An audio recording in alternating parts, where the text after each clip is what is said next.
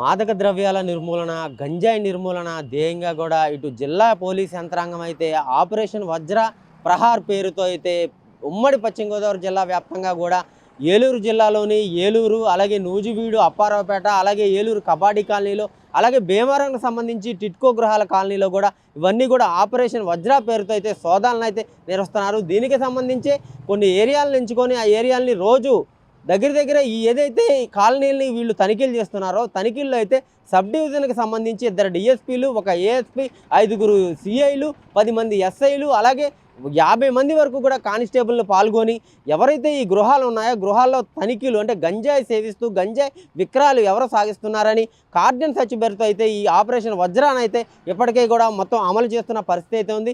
దీని యొక్క ముఖ్య ఉద్దేశం మాదక ద్రవ్యాలు, గంజాయి నిర్మూలన అనే జిల్లా పోలీస్ యంత్రాంగం అయితే చెప్పే పరిస్థితి అయితే ఉంది. అయితే ఈ క్రమంలోనే ఇటు తనిఖీలు చేసే క్రమంలో వారి ఇల్లు సోదాలు చేసే సమయంలో ఇటు వాహన పత్రాలు సరిగ్గా లేని కూడా స్వాధీనం చేసుకునే పరిస్థితి ఉంది. అలాగే కొంతమంది దగ్గర ఎవరైతే రౌడీ షీటర్లు ఉన్నారో రౌడీ షీటర్ గృహాల్లో కత్తులు, ఈ ఏదైతే మారణాయుధాలు ఉంటాయో మారణాయుధాలను కూడా స్వాధీనం చేసుకుంటున్నారు. అలాగే ఎవరి గృహాల్లో కూడా అనుమతులు లేకుండా వెహికల్స్ ఉండకూడదు, అలాగే చట్ట వ్యతిరేక పనులు కూడా చేయకూడదని చెప్పి ఇప్పటికే జిల్లా పోలీస్ యంత్రాంగం అయితే హెచ్చరించిన పరిస్థితి అయితే ఉంది.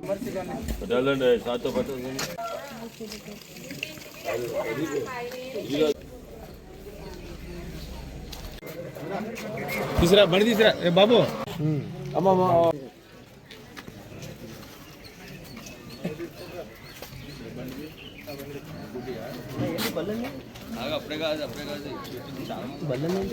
తీసుకొచ్చి అసలు బళ్ళు లాస్ట్ లో మనకి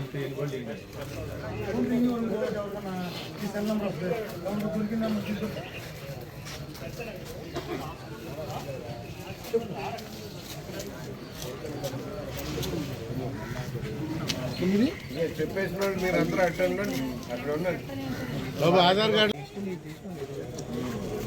ఆ పక్కిట్లోకి ఎక్కే